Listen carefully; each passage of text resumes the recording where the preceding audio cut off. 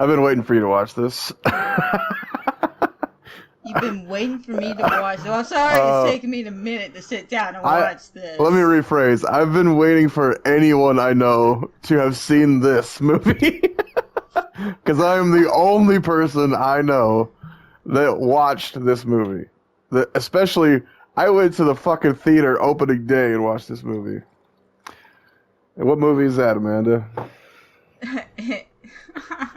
I know what you did last summer. 2025. Yeah, we gotta be oddly specific about that. Yeah, because we can't ever have fucking names that make sense anymore. No, it's like with the Halloween franchise. You know, we have the original Halloween, then Halloween from 2018, and then Rob Zombie's Halloween. Such original titles. I don't. Are you even like a super fan of the old I Know What You Did Last Summer movies or no? I'm not say a super fan, but I did enjoy the first two. Like I didn't wasn't a big fan of the third one. Like I did not care for that supernatural element if bullshit. But I if you liked the said you first were a fan two. of the third one, you'd probably be driven off a cliff or something. But I would probably throw myself off the cliff because I mean that movie was just bad. That movie was just horrible. do you know who played the fisherman in that? What, in the third movie?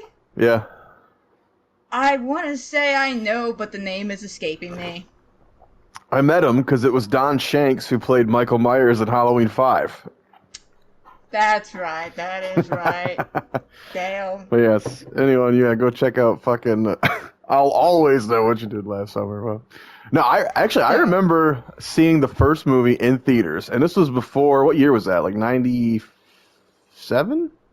Oh, it was. I want to say 97. It was like that summer or earlier before that summer of 97. This was before I was like into horror movies. Like I was pretty young at that point still. I was like I liked Chucky from like TV, and I knew like Pet Cemetery scared the shit out of me, but I wasn't like hardcore horror guy yet. And I remember my dad and his buddy and his buddy's kid. We went to the movies because we were all hanging out, and they're like, "What the fuck are we gonna see?" And there was like nothing they wanted to see. They're like, "Let's try this fucking movie," and it was I Know What You Did Last Summer. So I actually saw the first one in theaters. I remember leaving there going, "Oh, that was kind of fun."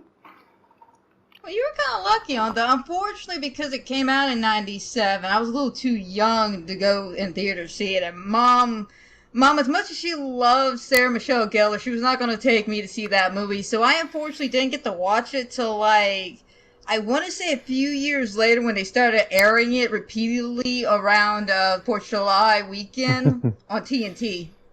Yeah, one of the few Fourth of July horror movies. Right? Like, we need more 4th of July horror movies. Besides Uncle Sam or whatever the fuck that shit was. Was that even a real horror movie? I thought it was a joke. Well, interpret as you will, I think, on that one. I kind of rank it up there with that, like, Jack Thanksgiving. Frost or something. Yeah, some bullshit like that. Second one I remember being excited for on VHS. I've had these on VHS. That's how fucking old they and I are. I remember getting used. I Still Know What You Did Last Summer. Did not see it in theaters, though. This is one of those franchises where it's like, I like it, and I have fun watching the first two, mainly. But I don't really hold it in like a high regard as far as like, it's not precious to me. Right. It's not like Scream or Halloween. It's more like Candyman. Like, yeah, like when they announced they were doing another one, I was like, oh, okay. I wasn't like some of the others where I'm like, ah, fuck. You know, they're gonna Or fuck like it some up. of the other people who were just like, oh my god, yes, please, more Candyman. Like, I need Yep. that. Like, Well, that too. This franchise does have a crazy fan base, and I don't remember hearing them be so audible in years past, especially when that third one came out. When the third one was announced, I don't remember people being like, woohoo, you know? yeah, because I want to say by the second one, it felt like it ran its course, and it was just like everything was wrapped up. It all made sense. There was like no point in carrying on, and then suddenly the third one shows up, which has no actual connectivity to the first two. No characters coming back. No storyline that's actually connected, except for the origin of the Fisher spirit or whatever the hell he was supposed to be. It Well, was some supernatural entity. the second one does still end with a jump scare, which the first one did, but they kind of explained that it was a dream. Yeah. So Oh are you god. supposed to assume that the end of the second one is also a dream? I don't know. I'm gonna assume it was a dream. I'm gonna assume that somewhere between the second and whatever happened in this new one was just a dream, because I'm not counting that third one. This new I Know What You Did Last Summer, I count that as my official third one. Even though it was, let's be frank here, I just got done watching it, and my honest opinion is it was dumb. It was I fun, I but it was dumb. I'm a few weeks from seeing it because I saw it the day it came out in theaters sometime in July, whenever the hell I want to say the 18th.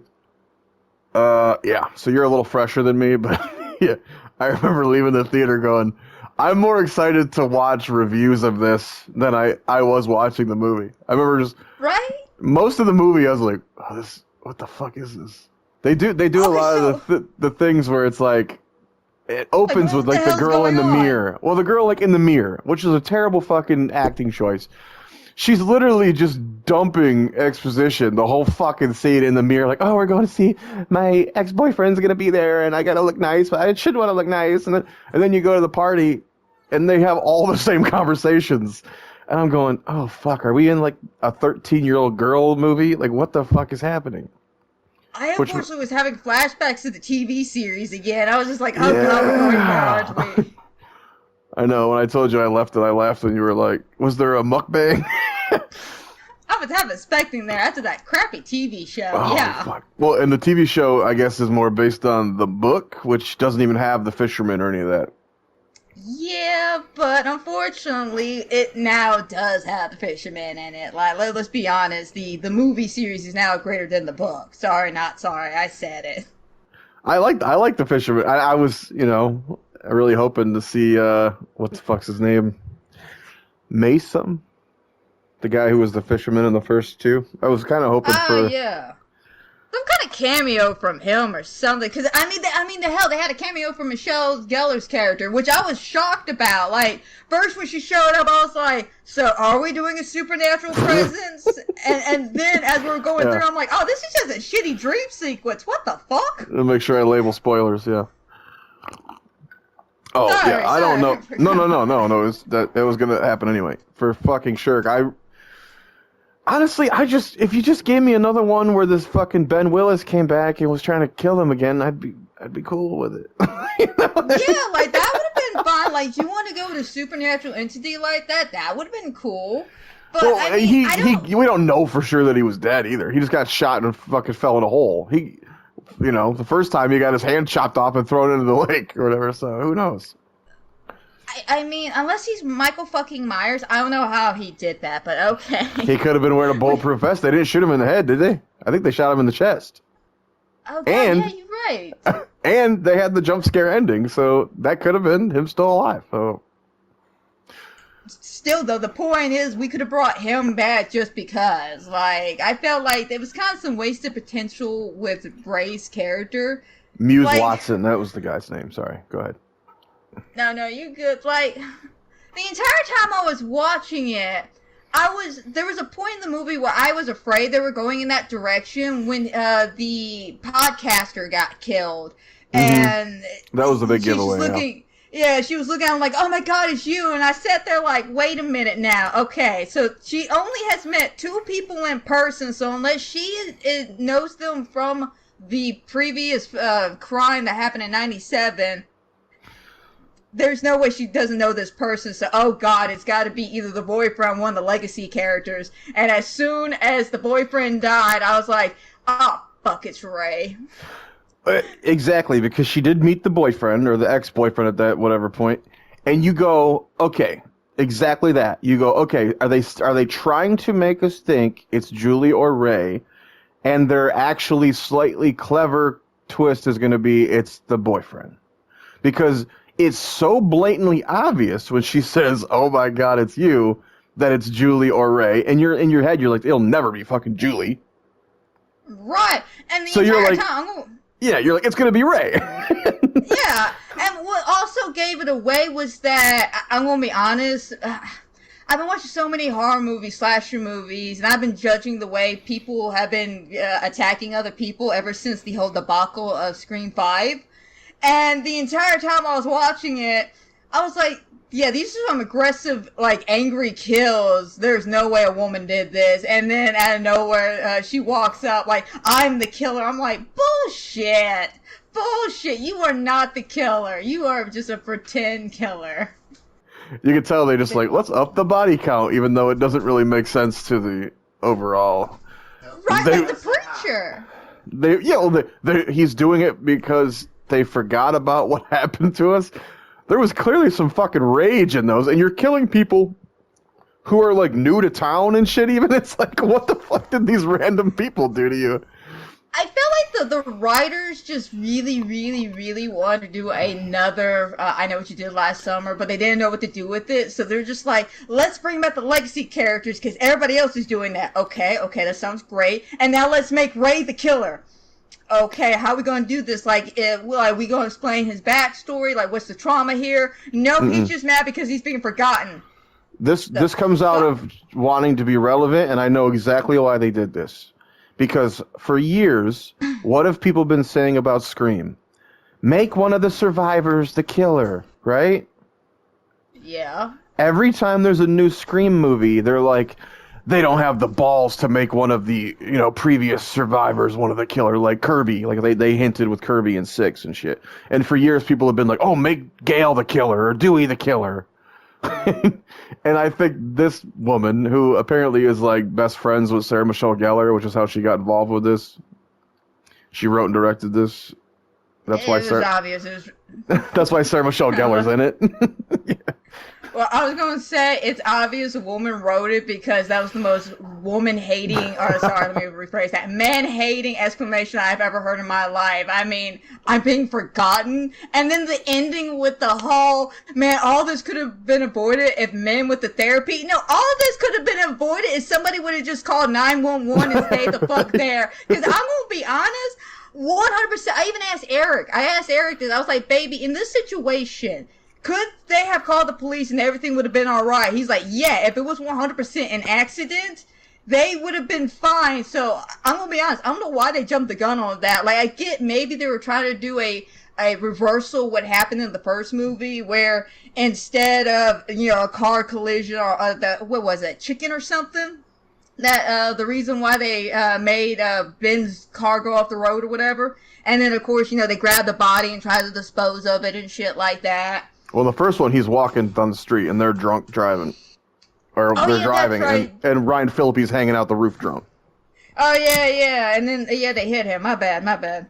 But the point is, they actively murdered him. Let's think about this. In the first one, they actively hit the man, tried to dispose of the man's body. That was a clear-cut action of homicide and disposing of the body. That wasn't on purpose, though. And Ray was driving, if you think about it, so... True. It all would have landed on him, but the point is they did try to get rid of the body, which means they're all involved. At the end of the day, they all would have been locked up, so I get why they did it. He says... Because Ray was driving, but it was Ryan Phillippe's car. What was his name? Barry? Barry's car. Barry. So it was Barry's car. Barry was drunk, and they said they'll never believe that Ray was driving. So they thought Barry thought he would go down for it because they would not believe that he wasn't driving. Because he was drunk. He was the drunk one. Right, but the point is, it's makes sense why they ended up not wanting to call the police, not wanting to, get anybody involved, take this to your grave situation. Where in this version, it just played out like an accident, like 100%. They could have just called the police and all of this could have been avoided, like 100%. The one boyfriend was kind of a dumbass dancing in the street and shit, but...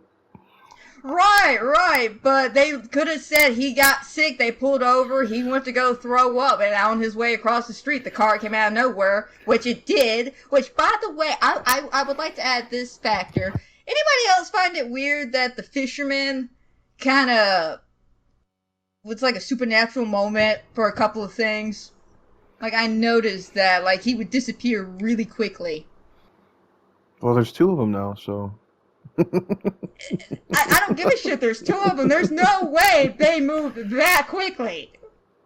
Like, well, also, to be fair, in the original, he made bodies and shit disappear like nothing. Like when he kills Barry in the rafters, the loft up there, He Oh gets rid of yeah, all the blood true. in the body fast as shit. She finds the body with all the crabs in her trunk, and like a In the minute later, trunk, they're gone. yeah. Okay, you got me on that one. So I'll let that supernatural presence slide, but I will not let this one indiscretion slide. So remember when the podcaster took, was it Ava or something, the main character, Uh-huh. Took to her the the building, that bar, restaurant, whatever, and they're like, where "Why Sarah did you Michelle bring me Gellar is here?" killed. Yeah. I have a problem with that scene. She didn't die there. That was where her sister died. Well, She died in the alleyway. she died in the alleyway next to it. Yeah. If they really wanted to hammer that scene in, they should have started in the alleyway and then went inside. No, she literally said, right here is where she died. Who died? And then she opens up her shirt, and then there's Heather or Helen, whatever the fuck Michelle Gellar's character is in that movie, Well, is on her fucking shirt. we know what happened to her as well because we saw the movie. The characters in this act like they've seen the movie of the thing that happened in real life, which everyone involved was dead in that scene. So who the fuck? How do they know all the details of what happened in this? Oh, and then Right, she went I up, noticed and then that. she went up the fucking thing, and you're like, how would you fucking know that? All you know is that her body was found on the fisherman's boat, that her sister's in here dead, that there's a cop dead in the alley. Like, who fucking filled in all the details of this chase scene that we as an audience know what happened because it's a movie, but your characters should know? They weren't there. Right, like, and I even noticed that with the present conversation as well. Like, case in point, when they were first trying to figure out, oh, is there a killer? Who could it be? If you, when they listen to the podcast, they're pointing out the evidence, like, oh my god, this is all the same. But the problem with that explanation was they brought up the hook thing, but the problem was nobody was there to witness that there was a hook. There was no hook left at the scene either. It was literally the boyfriend stabbed with the harpoon standing there with the message behind him with you can't outrun your past or something like that. Mm-hmm.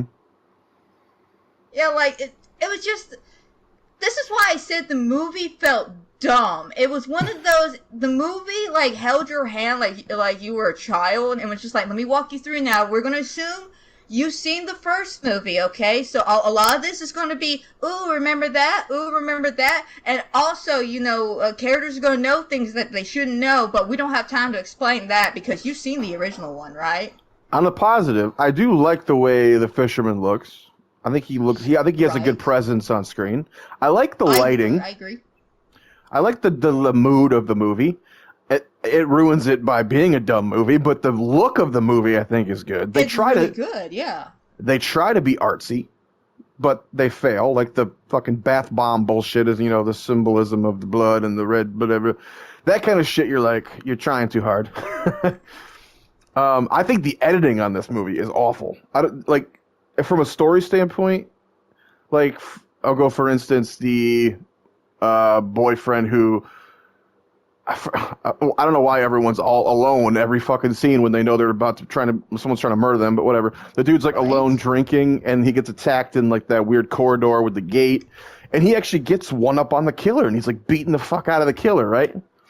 Even though he got hooked once. And all of a sudden it cuts to him dragging himself across the floor. Like, so you beat the fuck out of the killer and then you just left him there. And now you're almost to a dying state, like so far away, you're just crawling. I'm like, did we miss a scene in here?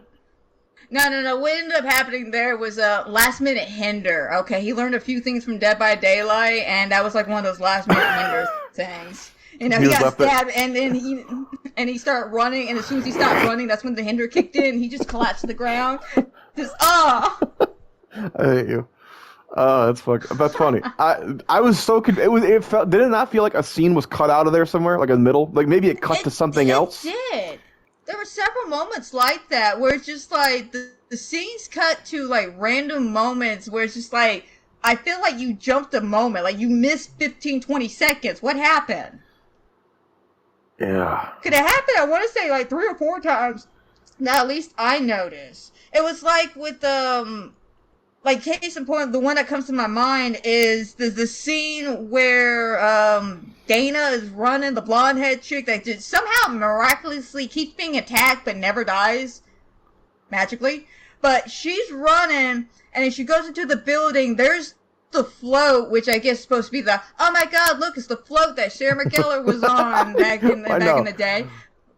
Which, by the way, why is the float randomly there? I don't know. Well, you go, if this wasn't Sarah Michelle Gellar's best friend making this movie, we wouldn't try to shoehorn these references in that much. But it's there. But the point is, she goes in there, and then suddenly the killer comes in through another door, and then magically just walks up the stairs, up the float, and knows where she's at, even though we saw her move from below underneath the float to another position. But we didn't see where she moved positions until she got in that position. It made no sense. Like, you were fine here. Why did you move? What was the cut there? As dumb as it is, I think that was a cool looking scene though, where she's hiding under the float and you got the boots walking by. That's a pretty classic scene. That was good. Know? That was a good scene, like a good setup for a moment. But it's just like as it played out, it just wasn't making any sense because it felt like we missed a scene, especially like when Ghost Helen shows up. Right, like again, like that one threw me the hell off. Like out of nowhere, she just hears her name being called. I'm like, are we really doing a supernatural moment here? No, I'll be interested when the movie's been out a while. I want to hear them talk about it. Sarah Michelle Gellar and Freddie Prinze. I want to hear them talk about it and see if there was any hesitation about the choice making Ray the killer. And I want to see if there was any like pushback. Right. Like making him the killer was not necessary. It wasn't necessarily a stupid decision. Like, at least he had some motivation. It was bad motivation, but at least there was some motivation. That I give him that credit. At least there was something like, I just don't want to be forgotten, man. I want to be remembered for the rest of my life, which is like an egotistical thing here. But at least it's some motivation. So I was half expecting at some point they would be like, Ray, why did you do this? Oh, because I felt trauma. What did I say to when I was trying not to give it away? I was like, I don't think it was a good movie, but you got to give them props because they took a swing. They definitely took a fucking swing. Took a swing. Yeah, I agree. They definitely took a swing on this. Whether they hit the ball, I don't know, but they took a fucking swing on it. I mean, I got to give them props on that because if you think about it, this is the only real horror franchise where you could probably get away with something like this. And again, I wish they'd done it better. But, like, they tried it with kind of Halloween, where, like, the end of Halloween 4, you have Jamie kind of, like, stabbing her mom, and they always renege on it, you know? Right. It'd be like if they made Jamie Lee Curtis become Michael Myers or something. I feel like they never were brave enough to ever even think about that. No, they weren't brave. So I give them kudos. They were at least brave and were like, we're going to take a victim and make him the killer. And I mean, it kind of reminds me of a show I just recently watched called, what was it? Motel Hell or something like that. It's on Shudder. But basically, one of the characters, he was a victim of a serial killer, survived, and then we find out at the end he was a coward and he'll do whatever it takes to survive. And think about Ray as a character. He's really not as same as the movie itself. He's not that precious of a character. So I don't really... It's strange that I don't feel betrayed by them doing this to him. Right? Like, it's like they made Julie the killer. I would have been like, that's the audacity of these motherfuckers. The Lion, the Witch, and the audacity. But Ray, I'm like, I'll let you slide, but it's still kind of stupid. Right, and then think about Ray in the sequel. What does Ray do in I Still Know What You Did Last Summer? Besides go to the Bahamas? He spends the whole fucking movie getting to the movie. Oh yeah, that is right. He's in like 2 scenes in the opening. He gets attacked, his buddy gets killed, he ends up in the hospital. It's all like a short-ass scene. And then the whole rest of the fucking movie happens while he's on the way to the movie. He shows up in the final, like, fucking 2 minutes He bought a gun, he went to the fucking Bahamas, and immediately his gun is jammed, and he fails. Like, what the fuck? Forgot about that. He's barely in the fucking movie in the sequel, so you're like, okay. In the first movie, he doesn't even really get attacked in the fucking. You remember the joke about the? Oh yeah, Helen gets her hair chopped off. I get hit by a car. Julie gets a body in her trunk, and you get a letter because he didn't have a fucking attack scene in the fucking movie. Oh yeah, because then they tried to. Wasn't it where they were trying to make him the red herring, make it look like he was the killer for a minute? Yes.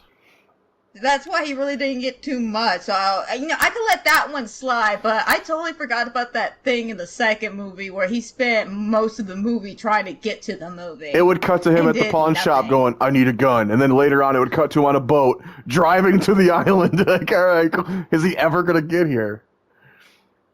I think I always forget about that because I'm too distracted by Jack Black's whole Jamaican thing.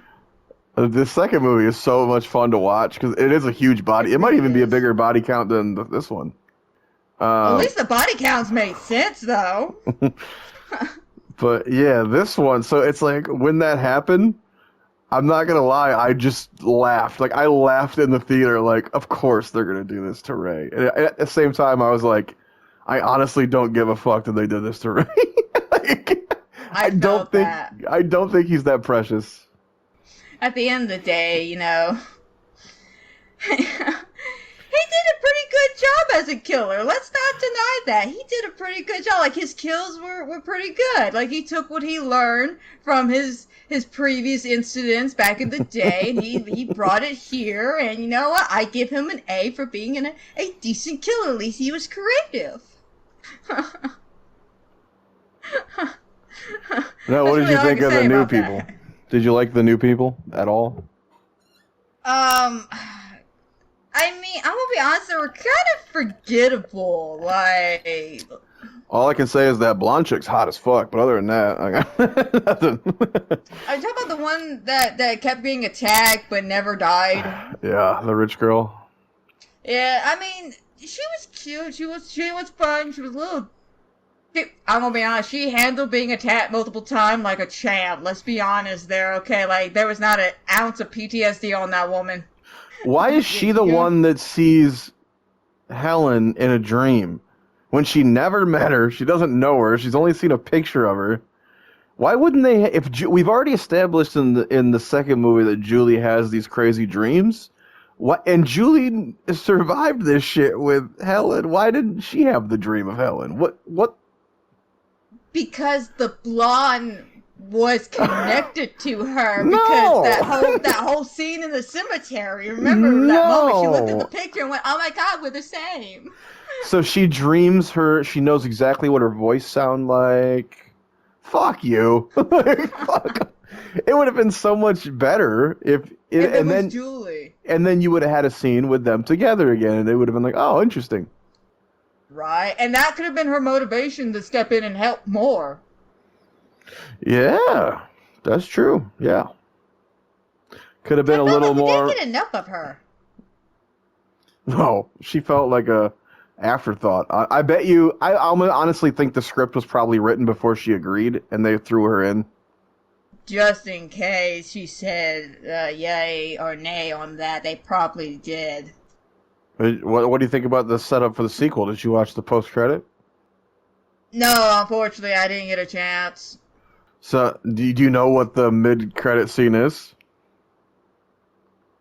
Oh, you talking about when she was coughing up on the shore? No, and they're at the beach, and she said something about Evelyn still alive or somebody still alive. There's another scene in the credits. Oh yeah, no, I didn't see that. It cut off right after that. Okay, so yeah, and in a little bit, it cuts to Brandy watching the news of what happened, and then she's like, "Oh my God, Ray's trying to kill Julie," and then there's a knock at the door, and it's Julie, and she has a picture. The girl killer who survived that they're talking about, has sent Julie a picture of her and Brandy and Brandy's face is crossed out, and it says, "This isn't over." Like she's coming after to kill her friend Brandy. And Brandy goes, "Who we killing?" And it goes to the end like...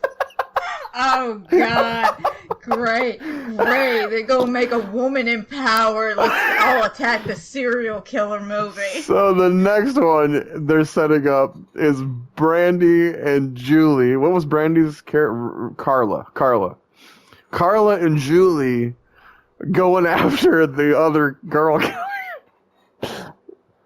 Oh God. Again, tell me this movie was written by a woman without telling me this movie was written by a woman. Brandy has a great line though. She's watching the news. She goes, "God, everyone always trying to kill this bitch." Right? And I told you my favorite. Leave Julie alone. My favorite line of the whole movie was that throwaway bit by Ray when the dude. Oh, the Bahama joke? The sequel. So talking about the sequel, yeah, the guy goes, "Why don't we just all hop on the boat, dip out for a while, and go to the Bahamas?" And Ray goes, "For reasons I don't want to get into right now, I don't think I would do that." And it's the only real nod to the sequel, besides Brandy's cameo at the end. Right, but at least the sequel got some love here.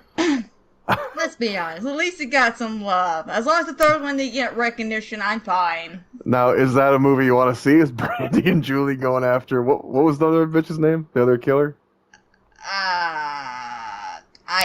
I'm gonna be honest, I don't know. She's Ray's partner. Yeah. His surrogate daughter or whatever the fuck, I don't know. Okay, I was like, her name is... God, what was her name? Like, they said it multiple times, and I just forgot. Wow. God, that's how underwhelming that cast was, let's be honest. Like, I remember them strictly by their kills, okay? I just went hot blonde, freckly hot girl, annoying girl. No, mom was the hot blonde chick, the douchey boyfriend who got, let's see, no, not the douchey boyfriend. The good boyfriend died with a harpoon down his jaw. The douchey boyfriend just went Dead by Daylight on us. Let's be honest, that's exactly what happened. He hindered himself, he collapsed over, and then bled to death, and then the killer showed up. Why his father was mid-healing him. Magic hands. It's okay, son, I'll heal you. Oh, shit. By the way, can you believe they added the fisherman killer to Call of Duty before they added him to Dead by Daylight?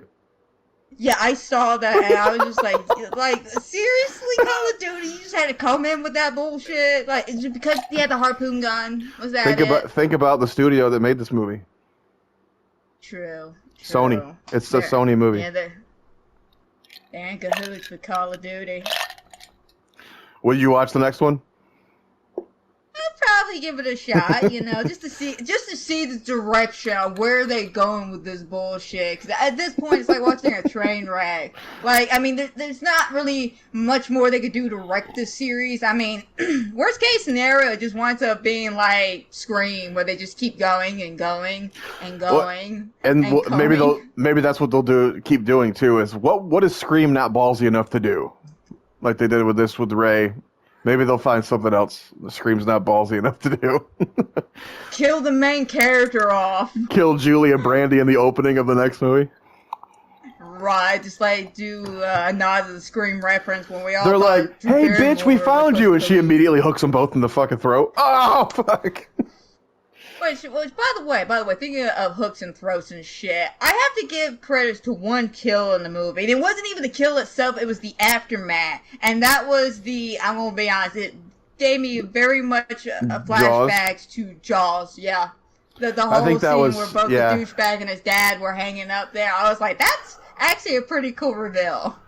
If you've been to Universal, there's that classic setup with the shark hanging, and it's in the movie, of course, of Jaws, where they catch the wrong shark, and the shark is there hanging with, like, the hook in its mouth. Yeah, they do that with the human characters. And I did like that scene.